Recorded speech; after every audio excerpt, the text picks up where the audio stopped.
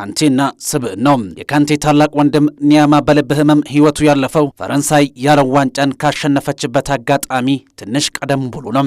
አባቱ ደግሞ የሞቱት ገና የ11 ዓመት ልጅ ሳለ ነበር። እናም የካንቴ ህይወት በትራጀዲ የተሞላም ጭምር ነው። በመጋቢት 2018 እርሱ ራሱ በልምምድ ማዕከሉ ከልምምዱ በኋላ ራሱን ስቶ መውደቁም ይታወሳል። የተደረገለት ምርመራ ደግሞ የልብ ችግር እንደሌለበት ያረጋግጥም ነበር።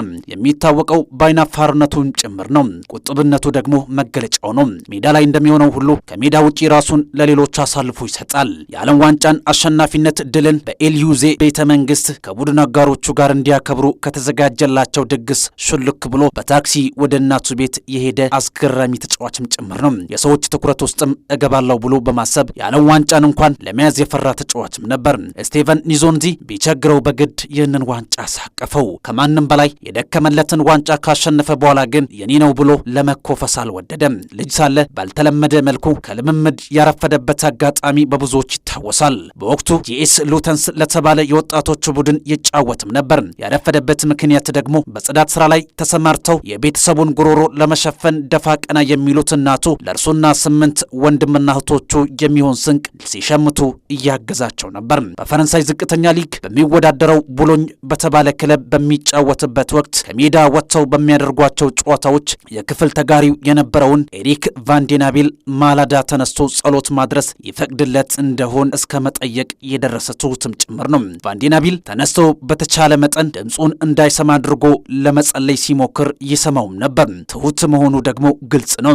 የዛን ያህል ደግሞ በአቋሙ የሚጸና ሰውም ጭምር ነው። አንዳንዶች ይህን የተረጋጋና አደብ የገዛ ባህሪን ከፍርሃትና ድክመት ጋር ያያይዙታል። ነገር ግን ከውጭ ከሚታየው ደካማ ከሚመስል ሰው ስር ጠንካራ የማይበገር ስብዕና ጭምር ነው። የጠንካራ አእምሮና ስብዕና ባለቤት ለመሆኑ ጥሩ ማሳያ ነው ይላሉ። በ2013 በሶስተኛው ዲቪዚዮን ምርጡ የነበረውን ተጫዋች ወደ ኮ ያመጡት አሰልጣኝ ፓትሪስ ጋራንዴ ለሁለት የውድድር ዘመናት አብረውት ሰርተዋል። በቀላሉ የሚንበረገግ ሰው አይደለም። ያሰበውን ጠንቅቆ ያውቃል። የሚፈልገውን እንዲሁ ያውቃል። ኃላፊነትም ይወስዳል። በጣም ጠንካራ ስብዕና ያለው ሰው ነው። ስለዚህም የታደለ ሰው ነው ብሎ መናገር ይቻላል ይላሉ። ንጎሎ ዝምተኛ ነው። ሰዎች ከሚያስቡት በተቃራኒ የጠንካራ ስብዕና ባለቤትም ነው። በጣም ቁጡብ በሆነ መንገድ ራሱን በሚገባ ይገልጻል። ከብዙዎች ተጫዋቾች በላይ መልእክቱን ማስተላለፍ ይችላል። አስተዳደጉ የጨዋ ነው። ሌሎችና ከበላዩ ያሉ ሰዎችን ያከብራል። ከዘመኑ ወጣት ተጫዋቾችና ሰዎች የተለየ ያደርገዋል። ትኩረት እንዲያርፍበት የማይፈልግ ሰው መሆኑ እርግጥ ነው። በሌላ በኩል ምን እንደሚፈልግ ያውቃል። ተነሳሽነቱ ከፍ ያለ ነው። መደመጥ ከፈለገ ያደርገዋል ይላሉ አሰልጣኙም። በሊግ 2 ወደሚወዳደረው ኮ ከመምጣቱ በፊት ወደ ትልቅ መልበሻ ክፍል ሲመጣ ሞገሱን የሚያጣ መስሎኝ ነበር ይላሉ። በተለይ በትላልቅ ክለብ ውስጥ እንደሚፈተን አምኜም ነበር። ነገር ግን በተለያዩ ጉዳዮች ዙሪያ ስንነጋገር ድምፁን ከማሰማት ቦዙን አያውቅም። የራሱን ሐሳብ ያካፍላል ይላሉ። የማይስማማበት ነገር ሲኖር በቀጥታ ይነግረኛል። በተለይ እንደተሳሳትኩ ሲያስብ ያንን ከማሳወቅ ወደ ኋላ አይልም ይላሉ አሰልጣኙ።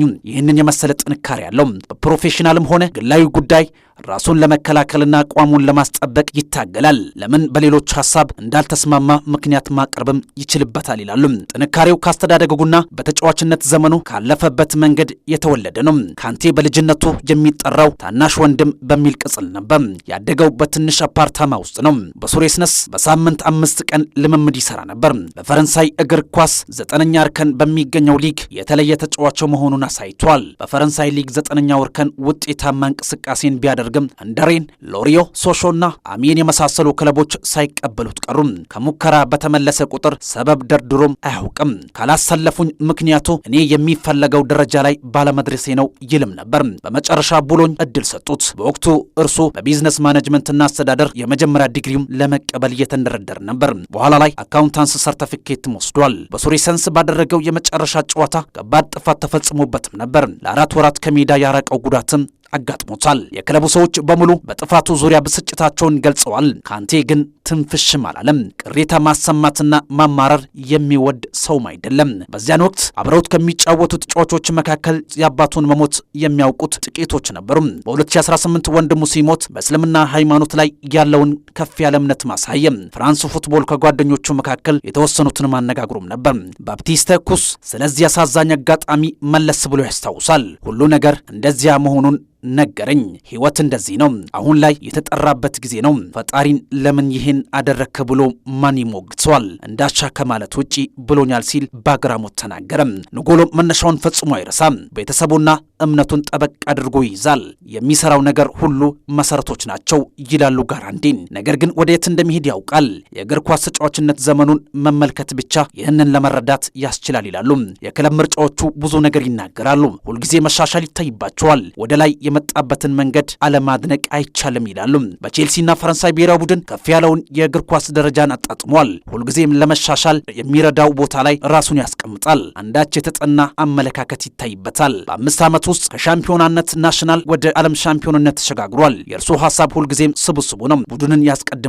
ልክ እንዳጫወቱ ወደ ስብስቡ ያመዝናል። በአደባባይ ስለ ራሱ ማውራት አይወድም። ምቾት አይሰጠውም። ምክንያቱም ተጫዋቹ ኒጎሎ ካንቴ ነው። በራሱ መንገድ ጨዋታዎች ላይ ተጽዕኖ የሚያሳርፍ ልጅም ነበር። እንዲያውም ሆኖ ሰው አይኑ ውስጥ መግባት አይፈልግም። የሚፈልገው የቡድኑ ቁልፍ ተጫዋች መሆን ነው። ይህ ተፈጥሮ ጭምር ነው። ሰው ይወዳል፣ ሁሉም ሰው ደግሞ እርሱን ይወዳል። አንዳች አይነት የዋህነት ይታይበታል። በኪንግስ ክሮስ በድንገት ካገኛቸው ቤተሰቦቹ ጋር ወደ ቤታቸው አምርቶ ምግብ ለመመገብ መፍቀዱ ማሳያ ተደርጎ ይታሰባል። ኒጎሎ ካንቴ